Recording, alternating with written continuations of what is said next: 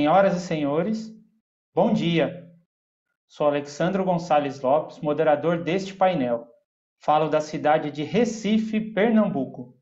E em nome do presidente da Sociedade Brasileira de Obiose, senhor Leonardo Faria Jefferson de Souza, registramos e agradecemos a presença virtual da vice-presidente, senhora Selene Jefferson de Souza, e damos a todos as nossas boas-vindas. O tema desta palestra é Ciência e Filosofia e será desenvolvida pela senhora Iramar Rodrigues. A palestrante nasceu em São Paulo e é formada em Física pela PUC de São Paulo. Trabalhou na produção de comerciais para TV e vídeos empresariais em diversas agências de publicidade e produtoras de vídeo. A senhora Iramar Rodrigues está na Sociedade Brasileira de Obiose desde 1979 e atualmente é instrutora no Departamento do Sumaré, em São Paulo, além de tutora no ensino à distância. A palestra que agora será apresentada versará sobre as leis cósmicas e sua relação com a ciência moderna, sob a luz da sabedoria iniciática das idades, e a evolução do ser humano em harmonia com essas mesmas leis. Neste momento, anunciamos a palavra da senhora Iramar. Bom dia! Saudações fraternas a todos aqueles que nos assistem. Eu quero agradecer ao senhor Alexandro pelas boas-vindas e dizer que estou muito contente e feliz de poder participar desse projeto. E a minha intenção hoje, na explanação, é fazer uma comparação entre as leis humanas da física e a sabedoria iniciática das idades. A ideia inicial é não fazer uma oposição ferrenha desses dois ramos de atividade, né? A ciência e a filosofia. Porque a sabedoria iniciática das idades, ela tem vários idiomas, então depende muito de como a gente enxerga o universo. Então tem pessoas analíticas que vão entender o universo através de um idioma chamado ciência. Outras pessoas que têm uma ideia mais sensitiva, mais sensorial, vão entender o universo através das artes. E tem aqueles que têm a capacidade de ficar analisando e fazendo uma comparação do universo com o seu interior, que é através da filosofia. Então, a ideia hoje não é fazer essa oposição. Eu coloquei esse título uma forma de chamar a atenção, mas a gente vai ver que, na verdade, esses dois ramos de atividade, eles são iguais. A forma como eles contam a história é que é diferente para que nós, que temos um estado de consciência diferenciado, possamos entender tudo isso. Então, eu quero iniciar dizendo que toda a estrada, todo o caminho, ele obriga o movimento, né? É algo que se coloca à nossa frente e a gente precisa caminhar. E a estrada é sempre a mesma para todos. O que vai haver de diferença é a velocidade que nós colocamos no movimento para fazer esse caminho e, consequentemente, o tempo vai ser diferente. Então, por isso que, às vezes, nós temos pessoas que possuem um estado de consciência mais avançado, porque empreenderam uma velocidade nesse caminho mais de quantidade de velocidade maior. Então, o tempo para elas foi menor. Mas, independente da velocidade do tempo, as regras dessa estrada são sempre as mesmas. Ou seja, a dificuldade que o ser humano tem de entender essas linhas de condutas que são compatíveis para se percorrer o caminho é que é diferenciado. Então, além da velocidade, o que vai inserir a velocidade diferente é esse estado de compreensão das regras do caminho. E a gente sabe que quando a gente está numa estrada, a gente aumenta a nossa velocidade acima do permitido, vai ter uma consequência, né? E, às vezes, essa consequência atrasa a velocidade e o caminhar nessa estrada. Dentro da Sociedade Brasileira de Obiose, nós usamos alguns tipos, alguma nomenclatura que tem uma diferença em relação às demais escolas de iniciação. E lá a gente aprende que toda regra, toda norma, toda lei é um ponto intermediário entre uma causa e um efeito. E a gente usa essa nomenclatura de primeiro, segundo e terceiro tronos. Ou seja, eu vou ter um mundo das causas, onde tudo se origina, eu vou ter um mundo dos efeitos, que são as consequências, e quem vai normatizar todo esse processo são as leis. É o poder legislativo que dá a tônica, né? É o poder legislativo que dá o equilíbrio nesse caminhar que nós resolvemos empreender, né? Então, o poder legislativo vai dar a tônica da conduta, vai dar um preceito moral, vai dar uma direção de como a gente deve fazer esse caminhar. E o número 3, ele é denotativo porque ele está ligado ao equilíbrio. Tudo fica em pé baseado em 3 pontos de apoio: uma cadeira, um banco. O próprio homem, para se manter ereto, ele usa as 2 pernas e um osso aqui no ouvido médio chamado labirinto, que quando está inflamado, origina a labirintite, e a pessoa não consegue caminhar, a não ser que ela tenha um apoio para se colocar em pé, né? Então, o número 3, em nós, a humanidade, ele reflete essa divindade de forma trina. Então, eu tenho cabeça, tronco e membros. Eu tenho a alma, o corpo e o espírito, né? Eu tenho falange, falanginha e falangete, e assim por diante. O 3 é um número no homem que se manifesta como reflexo dessa divindade através de 3 pessoas, né? Pai, mãe, filho. Brahma, Shiva, Vishnu. Então, nós somos o reflexo dessa divindade através da sua manifestação trina. E a ideia aqui é pegar as 3 leis universais estabelecidas por Isaac Newton, né, que vão equilibrar toda a manifestação divina no universo. A gente pode achar que isso é física, que isso é matemática, mas nós vamos ver que essas leis universais elas vão pautar em todos os planos de evolução. Ela vai pautar todas as normas de conduta dos reinos, né? Desde o universo das galáxias até o universo dos átomos, né? E essas leis são conhecidas como a lei dos ciclos ou da reencarnação, a lei da evolução e a lei do karma, né? Da ação e reação. E na parte da dinâmica, né? A parte que está relacionada à mecânica, ela estuda os movimentos. E tudo na vida está em movimento. E eu, antes de seguir adiante, eu gostaria de fazer uma breve explicação a respeito da definição de princípio. O princípio ele não é que nem o axioma em geometria, que não tem o que se provar, ele se explica por si só, né? O teorema ele deve ser demonstrado, né? Através de experimentos e através de fórmulas matemáticas. O princípio, por sua vez, é uma proposição que a gente tem como válida e ela é aceita por verificações experimentais e está sujeito também a novas experimentações para fazer novos ajustes, né? E dentro dos princípios da dinâmica estabelecidos por Newton, eu vou ter o princípio da inércia, o princípio da força e quantidade de movimento e o princípio da ação e reação.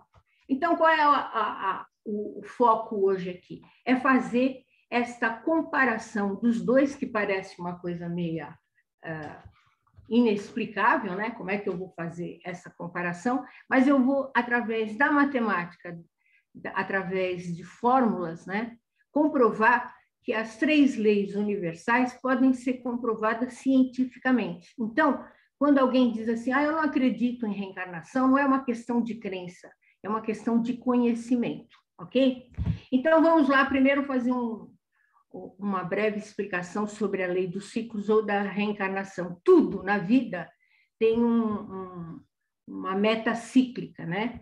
Você tem que chegar a algum objetivo e você vai fazer isso através de um início, de um transcorrer e de um fim, né? Então, eu tenho aqui nessas 2 parábolas como se fosse a parábola inferior, a vida do homem, e depois a parábola superior como a morte, entre aspas, do homem, né? Como dizia Mário Rosso de Luna, a morte é uma ilusão. Então, o homem ele vai ter momentos de vigília e momentos de sono. E ele precisa disso, né? A ciência já comprovou que o ser humano precisa dormir, ele precisa descansar, ele precisa digerir todos os acontecimentos humanos através de um descanso. Há uma experiência feita num gato, que toda vez que o gato tentava dormir, eles acordavam.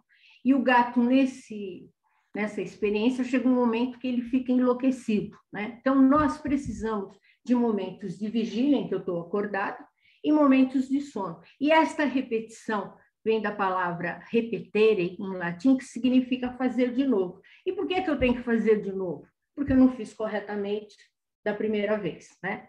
Então, a lei dos ciclos, ela diz esse processo. Eu não fiz algo corretamente e eu vou precisar repetir isso até que eu consiga acertar esse processo. E a jornada humana, nesse nascer e morrer, ele começa igual para todos, né? Olha lá, a estrada é igual para todo mundo. Através de um espermatozoide masculino que vai de encontro a um óvulo feminino, e vai haver a fecundação e uma multiplicação celular até que a gente vai ter uma criança que vai nascer. Quando ela nasce, ela precisa, para sobreviver, tirar alimentos da mãe. Então, ela passa a mamar. Nesse intervalo, é o pai que sai para trazer subsídios, alimentos, nutrientes para casa. E depois de um certo momento, a criança sai do mamar para o papar, né? E o homem vai retirar todos esses nutrientes da terra, né? O mineral, o reino mineral tira da terra, o reino vegetal tira alimentos do mineral, o reino animal tira do vegetal e do animal, e o homem tira desses três reinos, né? Ou seja, o homem ele é uma terra organizada.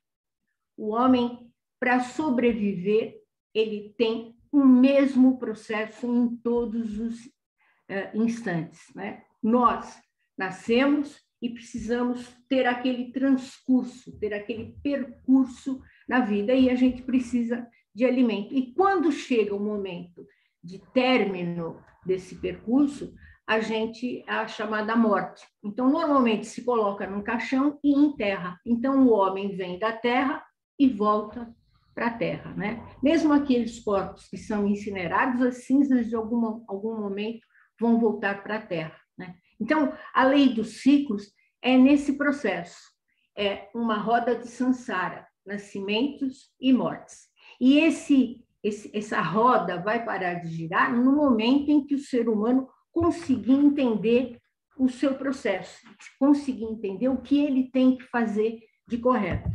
Para a gente não se alongar muito nisso, eu queria fazer uma sugestão didática e lúdica. Existe um filme, uma comédia muito gostosa, muito interessante de ver, que em português chama-se O Feitiço do Tempo, mas é o Dia da Marmota, né? Eu não vou entrar muito em spoiler, para não tirar a graça do filme, mas existe uma cidade nos Estados Unidos que tem um evento, que é o Dia da Marmota, que a marmota sai da toca, se ela vê ou não vê a sua sombra, isso vai significar que o inverno vai ser curto ou mais longo. E equipes de reportagens vão para lá para fazer a cobertura desse evento. E vai uma equipe de 3 pessoas, um repórter, uma produtora e um cinegrafista, e o repórter é muito mal-humorado, sabe aquelas pessoas que levantam já cuspindo fogo. E ele é antipático com todo mundo, ele faz a reportagem, volta para a pousada em que ele está hospedado e dorme. E quando ele acorda, é novamente o Dia da Marmota. E ele estranha aquilo e ele tenta falar para as pessoas e as pessoas não entendem. Ele volta, faz a reportagem muito mal-humorado, volta para a cama e no dia seguinte é o Dia da Marmota. Isso é indefinidamente, né? Então ele tenta terminar esse ciclo se jogando de uma torre, ele tenta um suicídio para acabar, mas não adianta. No dia seguinte é o Dia da Marmota. Quando ele começa a modificar o seu estado de ser, ele passa a ser mais simpático com as pessoas, ele passa a ajudar as pessoas, ele começa a arrecadar talentos que ele não tinha, né? Ele vai modificando o seu comportamento, ele vai mudando a sua linha de conduta. Ele, inclusive, abre o seu coração para o amor, que é a força maior que move todo o universo. E aí ele finalmente fecha o ciclo, né? Então, uma forma muito feliz, os redatores e os produtores desse filme conseguiram, através de um espetáculo cômico, hilário, porque os atores são ótimos, a gente consegue entender a lei da reencarnação. Ou seja, eu só vou parar com este ciclo de nascimentos e mortes quando eu subir o meu patamar de evolução, quando eu atingir a meta pré-estabelecida para esse processo. E indo para o princípio da inércia, que eu gostaria de fazer a comparação com a lei da reencarnação, o seu enunciado é muito pragmático. Na ausência de uma força resultante de um corpo em repouso, ele vai continuar em repouso. E um corpo em movimento continuará em movimento retilíneo no uniforme. Ou seja, se não houver nenhuma ação externa, se o corpo está parado, ele vai continuar parado. Se ele está em movimento, ele vai continuar em movimento. A força é sempre uma causa capaz de modificar esse estado de movimento ou causar uma deformação, e essa força ela pode ser mecânica, no ato de empurrar ou puxar, como pode ser força gravitacional, forças elétricas, forças magnéticas, né? É qualquer causa que vai provocar o aparecimento de uma aceleração no corpo, né? Tal qual a velocidade força um ente matemático a uma intensidade, a uma direção e a um sentido, a gente chama isso de vetorial. No começo eu vou falar em termos vetoriais, depois a gente vai passar tudo para escalar, ou seja, tudo para números, né? Então, o princípio da inércia, ele diz que ações externas em corpos diferentes provocam mudanças diferentes. Ou seja, eu, para fazer o corpo andar, entrar em movimento, eu vou ter que aplicar uma força. Porque este corpo ele tem uma relutância em mudar o seu estado de ser, né? É como se o corpo tivesse uma preguiça de mudar aquilo que ele está. Então, se eu tenho um copo que está aqui e eu empurro ele para cá, ele vem. Se eu não fizer essa ação, ele não vai sair do lugar. Ou seja, a inércia é a preguiça, a indolência que os corpos têm de mudar o seu estado de situação, o seu status quo. Por analogia, é como se o homem, em corpo físico, na vida, né, ele está em equilíbrio dinâmico no seu movimento de transformação, ou seja, ele tem uma velocidade constante.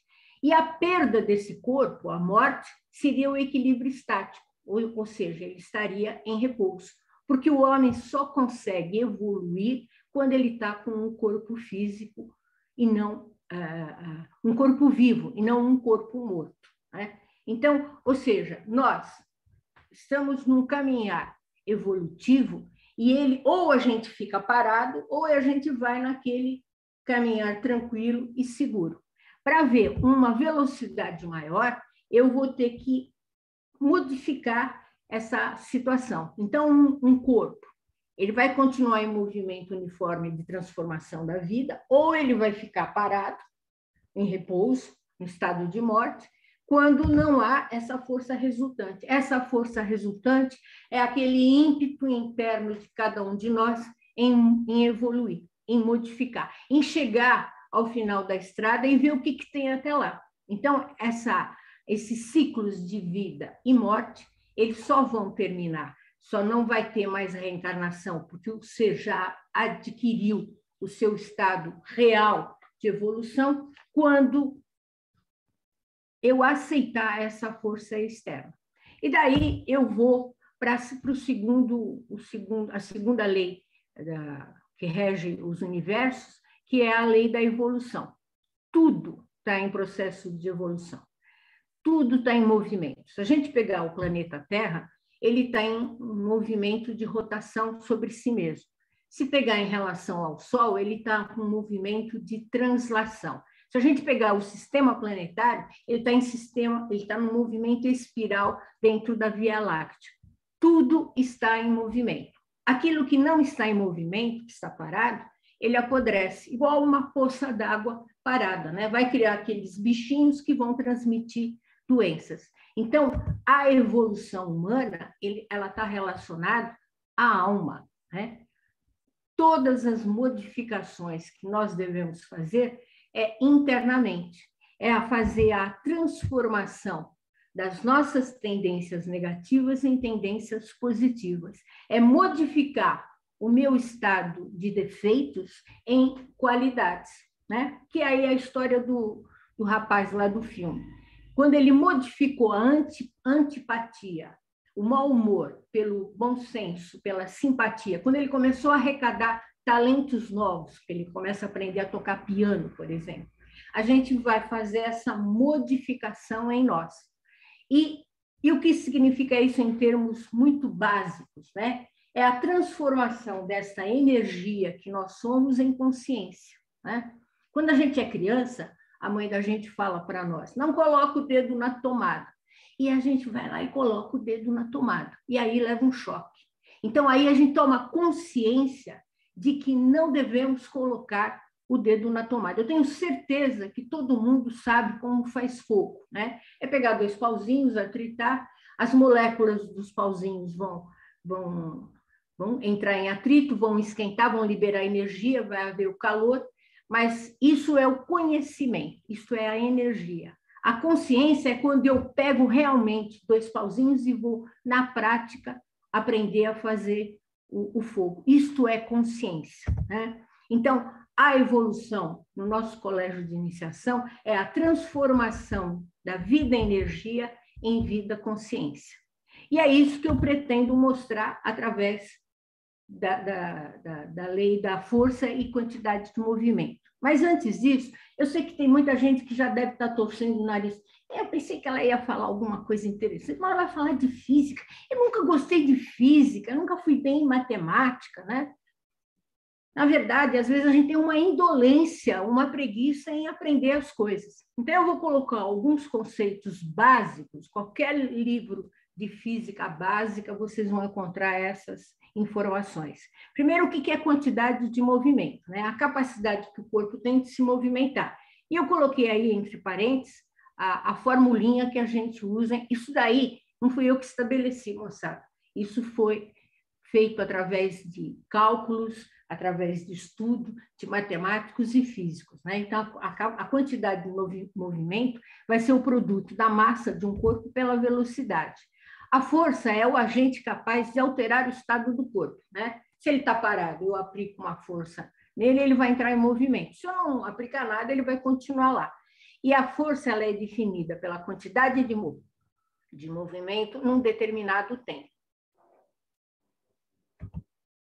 Velocidade. Velocidade é uma grandeza que mostra um deslocamento de um corpo num determinado tempo. Então, a fórmula que a gente define velocidade é aceleração vezes o tempo.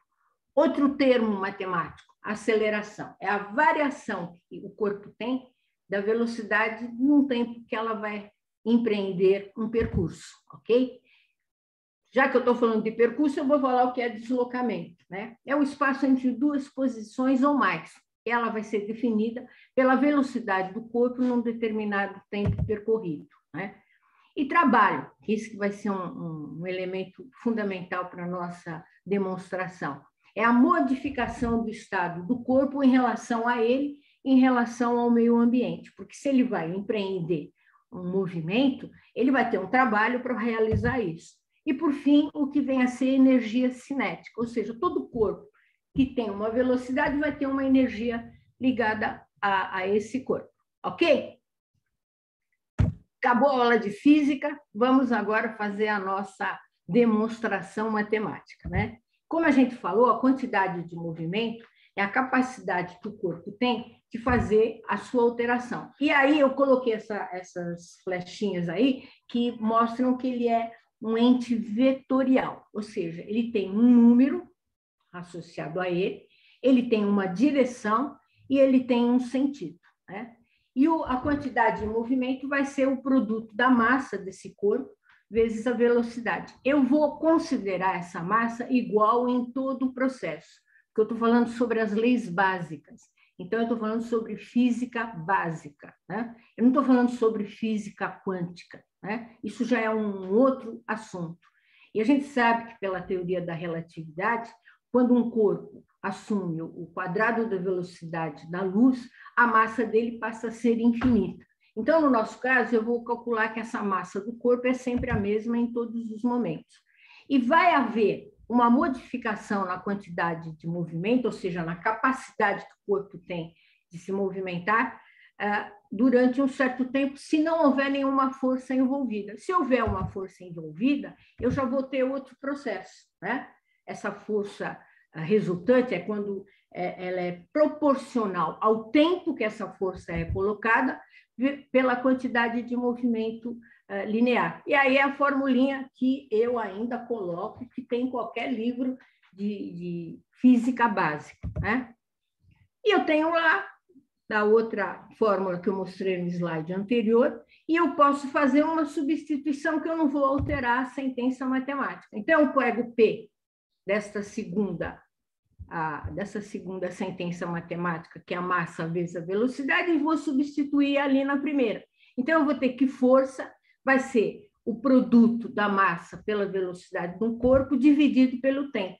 Ou seja, quando eu coloco a palavra velocidade, eu já estou implicando na inserção de um novo conceito, que é a aceleração. Nossa Senhora, é muita informação, não é? Mas hoje em dia a gente recebe informação de todos os meios possíveis.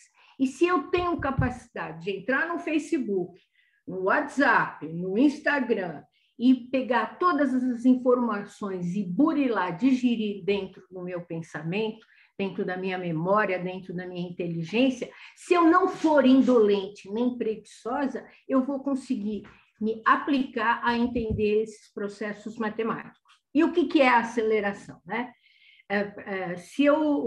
Para eu colocar um carro em movimento, claro, eu já liguei o carro, já mudei a marcha, e para ele entrar em movimento, o que eu faço? Eu coloco o meu pé no pedal do acelerador, ou seja, eu coloco uma força no pedal.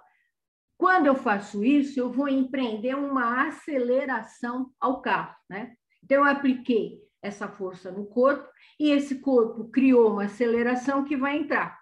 E aí está vetorialmente a fórmula matemática que define a aceleração. Mas eu sei, pelo princípio da inércia, que a força vai ser a multiplicação da massa desse corpo pela aceleração, né? E quanto maior for a massa, né? Ó, lembra lá do slide que o menininho estava empurrando o caixote? Quanto maior a massa, menor vai ser a aceleração, porque a força empreendida vai ser a mesma. Então, numa primeira etapa dessa configuração matemática, eu vou pegar, agora eu vou entrar no mundo dos números. Essa força vezes massa vezes aceleração é um número, né? Eu tenho que a aceleração é a velocidade pelo tempo. Se eu fizer a substituição do termo aceleração na fórmula, eu não vou alterar nada. Então, eu vou chegar que a força é igual à massa que multiplica a velocidade por um determinado tempo. Se eu pegar os dois termos dessa sentença matemática e multiplicar pelo mesmo termo, o mesmo número, eu não vou alterar essa igualdade. Então, eu vou escolher o deslocamento. Porque se eu estou falando em movimento, eu estou falando de sair de uma posição para outra. De sair dessa posição da qual eu nasci, com algumas tendências negativas, e eu tenho que chegar numa segunda posição onde eu vou ter a transformação dessas tendências negativas em tendências positivas. Então, eu vou escolher o termo deslocamento. Então, se eu colocar o deslocamento na primeira parte da igualdade, multiplicado pela força, e fazer a mesma coisa no segundo termo da sentença, eu não vou alterar nada, porque o que eu vou ter aqui é um número igual a outro número, certo? Mas eu sei também, pela matemática, que D é igual à velocidade que o corpo tem multiplicado pelo tempo. E eu posso substituir o D na sentença, que eu também não vou alterar o número de jeito nenhum. Então, eu vou ter, de um lado, a força multiplicada pelo deslocamento, que essa força aplicou numa massa entre uma posição 1 e a posição 2, que vai ser igual à velocidade que multiplica o tempo, que multiplica a massa pela mesma velocidade pelo mesmo tempo. O tempo é igual tanto em cima quanto embaixo, então, matematicamente, eu posso cortar. E eu vou chegar na seguinte expressão, que força multiplicada entre um deslocamento vai ser igual à massa de um corpo na qual essa força foi aplicada, ele multiplicado pela velocidade ao quadrado. Tudo bem, moçada? Tranquilo? Então vamos lá, que ainda tem mais, né? Seguindo o nosso processo, eu tenho que inserir esse termo do trabalho, né? Que trabalho é a ação que um corpo tem que fazer modificar o seu estado em relação ao meio, em relação a ele mesmo, né? É um conceito matemático que está traduzido por aplicação de uma força externa, de uma ação externa para fazer esse deslocamento. Ou seja, eu tenho um ímpeto interno de fazer a minha evolução, de fazer a minha transformação. Então, eu tenho que emitir um caminho, eu tenho que percorrer um caminho. E eu vou ter um trabalho. E esse trabalho, em termos físicos, se define pela força interna nesse percurso. Opa, mas isso daí já não apareceu para nós nos nossos cálculos matemáticos? Então, eu vou ter o trabalho fazendo agora a relação com o que é consciência. O que é consciência, né? Consciência é a modificação que eu tenho em relação a mim e ao meio em que eu vivo, né? A consciência é aquele fator que eu transformo todo o conhecimento que eu adquiri de forma prática. Consciência é o trabalho que eu vou ter para fazer uma transformação interna. É o trabalho que eu vou ter para mudar o meu estado de ser, né? Então, eu posso, em termos matemáticos, dizer que o trabalho, que é força, que multiplica o deslocamento, a força interna de fazer essa evolução, que consciência também é definido por essa fórmula matemática. Então, trabalho e consciência são a mesma coisa. Mas lembra que eu tenho que fazer aquela analogia da transformação de vida, energia em vida, consciência? Então, eu vou inserir novamente, que eu já mostrei para vocês nos conceitos físicos anteriormente, que a energia cinética ela é medida por essa fórmula matemática. Mas, em termos de grandeza, massa dividido por 2, a metade de uma massa, ou massa, em termos de grandeza, é a mesma coisa, é massa. Então, eu posso fazer uma elucubração, fazer uma proposição de que a energia cinética pode ser também traduzida por massa que multiplica a velocidade ao quadrado em termos de grandeza, porque isso não vai modificar o meu conceito, né? Então, da primeira etapa, eu já vi que a força multiplicada pelo deslocamento, que é o trabalho, é igual a m, que multiplicado por velocidade ao quadrado, eu vou ter aqui já uma grande coisa, que a energia cinética, ela é o trabalho que eu tenho de fazer a modificação em relação ao meio ambiente e a mim mesmo num determinado deslocamento de uma posição 1 para uma posição 2. Opa! Será que eu cheguei no que eu queria? Cheguei. Eu cheguei que energia é igual a trabalho. Eu cheguei que energia é igual a consciência. Ou seja, para que eu faça a minha evolução, para que eu tenha o trabalho baseado numa força interna para sair de um ponto 1 para um ponto 2 maior, eu me tornar uma pessoa melhor, com menos defeitos e mais qualidades, eu vou ter que fazer transformações e paradigmas. Eu vou ter que modificar a minha vida energia em vida consciência. E é isto que se chama lei da evolução, é transformar a vida energia em vida consciência. Ou seja, matematicamente eu consigo fazer isso, né? Depende do quê? Depende da minha força interior, né? Depende de eu querer fazer essa modificação. Depende de eu vencer aquela preguiça interna, aquela indolência que me impede de fazer esse processo. E a lei do karma está bem clara, né? Não existe uma causa que não tenha uma correspondência. Eu não posso fazer nada de errado que vai ter uma consequência. Essa polaridade, ela mantém o equilíbrio do universo, né? Se eu ponho lá o meu dedo na tomada, eu vou levar um choque. Essa é a consequência. A causa é botar o dedo lá. A consequência é o choque, né? Nós vamos ter karmas positivos e karmas negativos. Aqui precisa fazer um parênteses, né? As pessoas costumam associar a palavra karma a algo negativo. Ai, aquela pessoa tem um karma terrível. Não, a palavra karma vem de sânscrito, significa ação. Então, eu tenho na minha vida ações positivas e ações negativas. E é isso que vai gerar os movimentos e os efeitos, né? Se eu tenho um pensamento ruim, eu vou ter uma consequência ruim para a minha vida. Se eu ajo de uma forma incorreta, eu vou ter a mesma medida em correspondência. Nós, seres humanos, temos a capacidade de sempre passar para o outro a responsabilidade de algo que a gente é nosso, né? Então, a minha vida é muito... eu trabalho num lugar tão horroroso, todo mundo me persegue, aquele diretor não sei, tudo que eu faço dá errado. Eu estou num relacionamento tóxico, né? Eu não sei o quê. Muda o disco, vira a página, procura outro emprego, termina esse relacionamento, porque isso só vai causar sofrimentos. Se eu gero alegrias, eu vou ter alegria. Se eu gero sofrimento, ou permito que esse sofrimento venha até a minha pessoa, eu vou ter como correspondência o sofrimento, né? E nós vamos ter dois tipos de ações de karma. Eu vou ter o karma individual, que está relacionado ao meu livre-arbítrio, é a minha escolha, né? Eu hoje escolhi estar aqui com vocês conversando a respeito desse tema. Vocês escolheram estar aqui comigo para escutar o que eu tenho a dizer, né? Então, se eu estou num relacionamento tóxico, eu escolhi estar naquele relacionamento, né? Eu preciso fazer uma modificação. Eu não tenho que ficar na preguiça de não mudar o meu status, não mudar esse relacionamento. E existem os karmas coletivos, que isso está relacionado a povos, nações, né?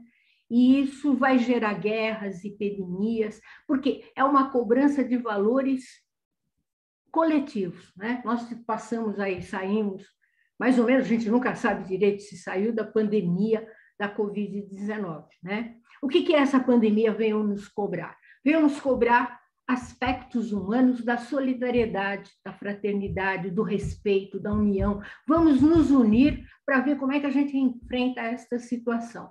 E aí vem o fica em casa. Em vez da gente ser solidário, a gente se recolheu, né? E a gente teve alguns aspectos, né, de solidariedade. Se a gente pegar a equipe médica, médicos, enfermeiros, paramédicos, esses sim foram solidários, né? Polícia, corpo de bombeiro, o resto da humanidade veio ser cobrado de um valor que ela já tem que ter solidificado em si, né? E aí termina mais ou menos essa pandemia, e aí o que a gente recebe? Uma guerra, a guerra da Rússia na Ucrânia. E hoje a gente vê que cada vez parece que está meio em banho-maria, mas a coisa está evoluindo, né? A gente vê cenas horrorosas das pessoas tentando fugir da Rússia para não entrar na guerra. Então, karma coletivo é isso. Ele vem em termos de humanidade, de povos, de nações, para que haja um resgate de valores que devem ser adquiridos e que não foram. Olha lá a reencarnação, olha o ciclo retornando. A gente não faz a lição, tem que voltar a fazer. E o princípio da ação e reação estabelecido por Newton é muito simples. A toda ação exercida por um corpo em outro corresponde, por parte do primeiro, uma reação igual e contrária. Então, se eu bato a mão, a minha mão direita está entrando em contato com a mão esquerda. Ou seja, está havendo uma transmissão de força, de direção e sentido contrário, uma da outra. A mesma coisa a gente apertando a mão do outro, né? Se eu usar um outro exemplo, bem mais próximo de nós, é o caminhar de um ser humano, né? Por que a gente consegue caminhar? Porque o meu pé empurra a terra e a terra empurra o meu pé, então eu caminho, né? Então, o princípio da ação e reação é bem assim. A cada ação indevida ou devida vai ter uma reação na mesma medida. E esse princípio é tão claro, tão objetivo, tão prático, que comparar com a lei do karma fica qualquer chover no molhado, né? Quem semeia ventos, colhe tempestades. Por isso que eu tenho que estar sempre vigilante dos meus sentidos. E essa proposição dessa palestra era dizer que a ciência é diferente, está em oposição à filosofia, é mera forma de chamar a atenção, porque, na verdade, ciência e filosofia são a mesma coisa, como as artes, como a ética, como a alquimia, né? Como a taumaturgia. O taumaturgo é o camarada que conhece todas as ciências, todas as filosofias, todas as artes, né? E ele, por si, como ele tem todo esse conhecimento, ele não erra. E se ele não erra, ele não morre, né? Ele tem um corpo imortal. Essa diferença de idiomas, essa diferença de nos passar o conhecimento da sabedoria iniciática das idades, existe porque nós somos diferentes, né? Nós descemos, nós viemos da divindade, e nesse percurso de descida a gente vai ficando diverso do outro, né? A ciência e a filosofia e os outros ramos de atividade, eles são iguais. Então, cada um, na sua expertise, pode procurar fazer essas analogias, né? Como a minha formação é científica, é física, então eu tento fazer isso. E não fica só nos princípios da dinâmica e as leis universais. Se a gente pegar, por exemplo, a teoria dos buracos negros, né? Tem aquela teoria da espaguetização, ou seja, a gente conseguir mandar um astronauta para perto do horizonte de eventos, lá no buraco negro, a força de gravidade, de atração nos pés do astronauta vai ser milhões de vezes maior do que na cabeça dele. Então, ele vai ser puxado para dentro do buraco negro e vai haver uma desfragmentação atômica, né? Então, ele vai virar como se fosse um fio de espaguete, por isso que a gente chama de espaguetização. E quando a gente vai estudar a cosmogênese, quando desce a divindade para a face da Terra, ela vem se revestindo de átomos, né, de cada um dos planos cósmicos, para chegar até onde nós somos hoje, o ego, né? Então, ela vem lá do Atman, Budi, Manas, vai descendo, e aí, quando ela chega no corpo físico, ela está atomizada, né? Quando há o processo da chamada morte, a divindade, essa força interna que nos anima, vai voltar para a sua origem. E quando ela faz o caminho diverso, ela vai depositando nos planos cósmicos esses átomos. Então, vai havendo uma espaguetização das experiências, né? Então, cada um de nós tem um talento, tem uma especialidade, e a gente, para configurar essa sabedoria iniciática das idades em nós, a gente precisa ter momentos de comparação. E aí fica a minha proposta para vocês, né? De cada um na sua área, tentar achar essas analogias. Dentro da nossa escola de iniciação, da eubiose, ela vai fornecer a todos os interessados instrumentos para estudar isso, para entender como é que funciona esse processo da sabedoria iniciática das idades, né? E cada um de vocês, dentro da sua especialidade, vai conseguir entender toda essa configuração cósmica através de exemplos práticos, né? Então, a bibliografia está aí, O Verdadeiro Caminho da Iniciação, do professor Henrique José de Souza, é um cabedal de conhecimento e de informações que eu recomendo a todos lerem, tá? Então, eu agradeço mais uma vez a todos a oportunidade, agradecer em especial ao presidente da Sociedade Brasileira de Eubiose, o senhor Leonardo Faria Jefferson de Souza, que gentilmente me convidou para participar desse processo. E eu agora passo a palavra ao senhor Alexandre para ver se existe algum tipo de pergunta, alguma coisa que eu possa ainda ajudar. E eu espero ter sido de instrumento, né, no entendimento de todo esse processo. Ok? Muito obrigada. Obrigado, senhora Iramar, senhoras e senhores. Iniciaremos nesse momento a sessão de perguntas e respostas, aliás, perguntas que foram previamente selecionadas. Vamos lá, senhora Iramar, eu tenho aqui a primeira pergunta. Olha só, nesse caminho de evolução, de transformação de vida e energia em vida-consciência, podemos dizer que todas as experiências que vivemos concorrem para esse fim, para a evolução? Seja mesmo aquelas experiências tão negativas que parecem que só estão jogando a gente no buraco, igual lá o Bill Murray no Feitiço do Tempo, né? Será que até isso empurra a gente para a evolução? De certa forma, sim, né? Não é errando que a gente aprende, né? O grande atributo que o ser humano tem é de ver vantagem na desvantagem, né? Como é que eu vou saber que aquela tomada vai me causar um ferimento no dedo se eu não colocar o dedo lá? Agora, o problema, senhor Alessandro, é quando eu volto novamente a colocar o dedo lá, né? É esse atributo da vigilância de sentidos e aprender com os erros. Tudo é aproveitável no processo de evolução, né? Às vezes eu fico pensando, por que Deus, o Eterno, se deu ao trabalho de subdividir-se em consciência para criar a humanidade? É porque ele também tem que aprender através do erro, né? Então, eu acho que o erro e o acerto, eles estão equiparados, né? O problema é quando a gente não aprende com o erro. E aí a gente aumenta aquele karma negativo.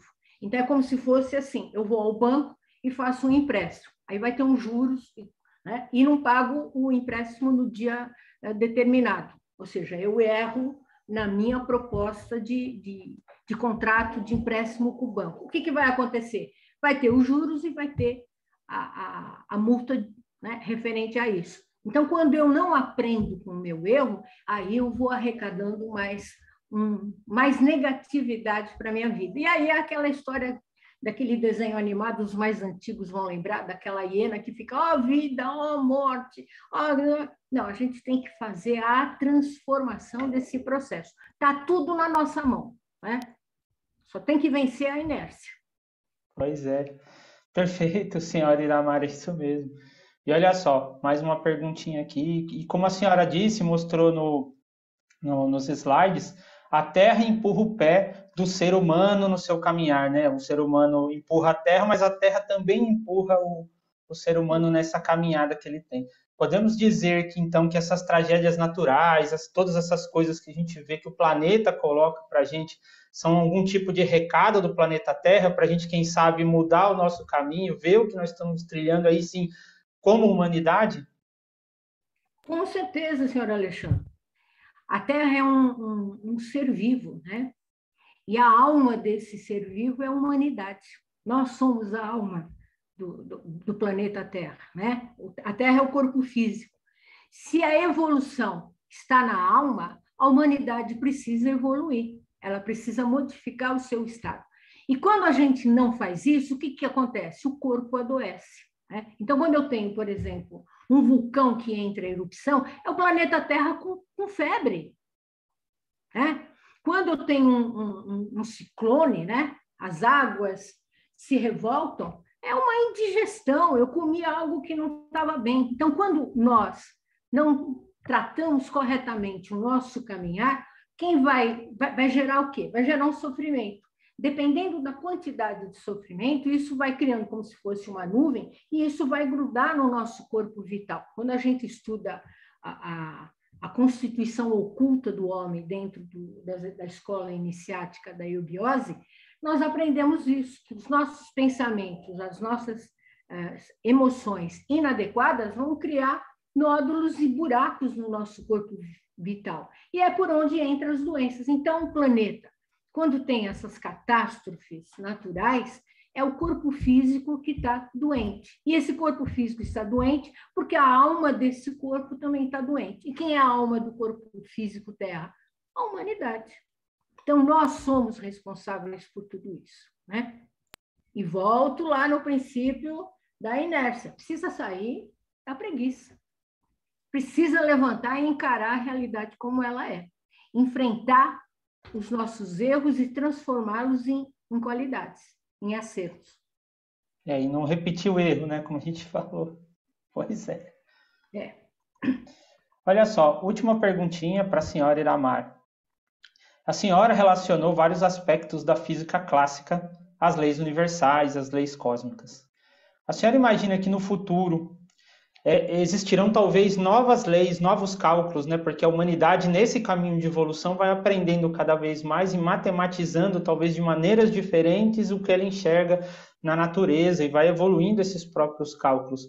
A senhora acha que ainda nesse futuro, onde talvez as leis da física serão melhor entendidas e melhor calculadas, ainda será possível fazer essa mesma relação com as leis cósmicas? Com certeza. Eu falei a respeito dos buracos negros, que é um tipo de matemática e física que foge à matemática de Newton, né? A gente teve a física de Newton, depois a gente teve um grande passo, né? Igual ao homem descer na Lua, né? Um pequeno passo para o homem, mas um grande passo para a humanidade, que foi a teoria da relatividade. E agora a gente já está na física quântica, né? Como eu falei das leis básicas, eu me ative à física básica, a física de Newton. Mas você pode fazer isso. E conforme o homem vai evoluindo, ele vai ampliando esse conhecimento científico, né? E quando ele aumenta esse conhecimento científico, também vai aumentando a consciência dessa sabedoria iniciática, que é milenar, senhor Alessandro, né? E ela não está errada. O que está errado é essa compreensão que a gente tem ao conhecimento. E esse conhecimento só vai se tornar consciência quando eu colocar em prática. Então, a própria evolução humana vai levar a esses novos caminhos, como a gente tem. Eu lembro quando eu estava no colégio, nunca se viu falar de genoma, né? E, de repente, a gente tem esse processo. Então, hoje o homem consegue estudar a si mesmo em termos físicos. O que o homem ainda não conseguiu é se entender em termos humanos, né? Então, a ciência percorreu um caminho astronômico, né? De dobra de velocidade, dobra da luz, né? E nós, como seres humanos, ainda vivemos, às vezes, como no tempo das cavernas, onde a gente, às vezes, quer resolver uma diferença através do tapa, né? Então, a evolução ela deve ser integral. E, para ser integral, a gente precisa resolver trabalhar. A gente precisa resolver ter a capacidade de modificar o meu estado em relação a mim, em relação ao meio ambiente em que eu moro, em que eu resido. Então, para haver mudança no planeta, eu tenho, antes de qualquer coisa, fazer mudança em mim. E, para isso, eu preciso vencer uma série de obstáculos. E dentro da Sociedade Brasileira de Eubiose, através dos cursos presenciais e através do ensino à distância, essa filosofia vai propiciar, vai fornecer instrumentos para as pessoas fazerem esse processo. Mas ela não vai fazer o processo, ela vai dar a ferramenta. Quem vai ter que usar a ferramenta são as pessoas. E aí um longo caminho, né, senhora Alessandra? Um longo caminho. Olha só, senhora Iramar, muito obrigado. Agradeço imensamente a sua participação. Vou ter agora um minutinho para suas considerações finais antes da gente fazer o encerramento. Eu acho que eu já falei demais da conta, né? Como diz lá no Centro-Oeste brasileiro. Eu só fico aqui o convite de vocês continuarem participando do Congresso Online, o 4º Congresso Online, que nós temos aí palestras magníficas, e fica também aberto a possibilidade de vocês integrarem as fileiras da escola eubiótica através dos cursos que nós oferecemos, né? Vocês podem ter acesso a essas informações no site da Eubiose e Se você mora numa localidade que não tem representação física, tem um ensino à distância que vai poder propiciar. Agora, mãos à obra, né? Se a gente não fizer por nós, ninguém fará. Muito obrigado, Alexandro, pelo teu apoio e participação. E até breve. Eu que agradeço, até breve. Agradecemos à senhora Iramar Rodrigues pela sua apresentação e informamos a todos que o e-mail do Congresso coi@eubiose.com.br estará à disposição daqueles que desejarem fazer contato conosco. Agradecemos a atenção e os convidamos para a próxima atividade deste congresso. Trata-se do tema Fraternidade, com Eustáquio André Patunas e Maria Alice Souza. Não esqueça de curtir o vídeo que acabou de ser exibido e siga acompanhando o trabalho da Eubiose, se inscrevendo em nosso canal e ativando as notificações. Paz, luz e progresso em harmonia de pensamento é o que desejamos a todos vocês. Bom dia!